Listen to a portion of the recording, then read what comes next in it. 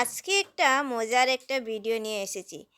এটা হচ্ছে কাপরাঙ্গা। আর কাপরাঙ্গা দিয়ে একটা দারুণ একটা খাবার তৈরি করা হচ্ছে আমার ঘরে।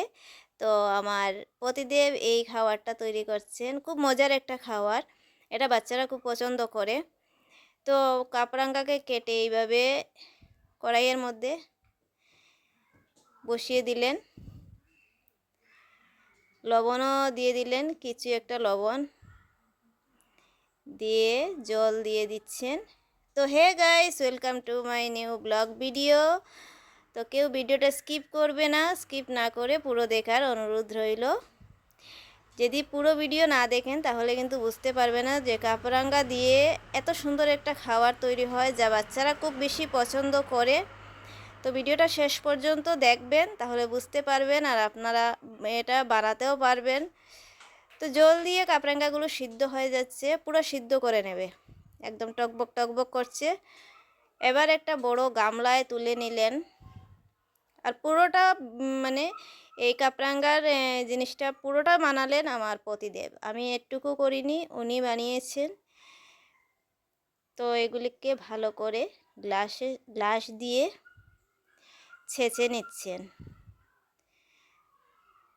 এবার এগুলো থেকে সব জল বের করে নেবে আস্তে আস্তে। সব জল ঠান্ডা হওয়ার পর, ঠান্ডা করে করতে হবে, ঠান্ডা হওয়ার পর জলগুলো বের করে নেবে।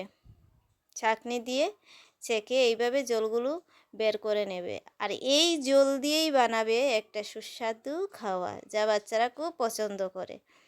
তো আশা করছি আপনাদের ভিডিওটি ভালো লাগবে। তো দেখতেই পাচ্ছেন ছাঁকনি দিয়ে এরকম সব জল বের করে নিচ্ছেন। এই দেখুন, এক গামলা কিন্তু হবে জিনিসটা অল্প। এক গামলা বানাচ্ছেন কিন্তু একটু হয়ে যাবে, একদম একটু হয়ে যাবে। তো এইগুলো ফেলে দেবেন, এগুলোর কোনো কাজ নেই, এগুলো ফেলে দেবেন। এখন আবার কড়াইয়ে জলগুলো জাল হওয়ার জন্য বসিয়ে দিলেন দেখুন। আর দিয়ে দিলেন এখানে এলাচি, 3-4টা এলাচি, একটু গুঁড়ো করে এলাচিটা দিলেন।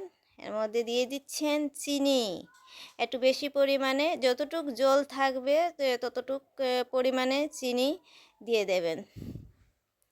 তারপর তৈরি হয়ে গেল সুস্বাদু জেলি, মানে জ্যাম, এটাকে জ্যাম বলে।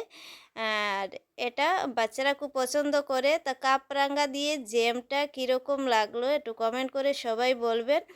আর যদি ভালো লাগে ভিডিওটা লাইক কমেন্ট শেয়ার করে দেবেন।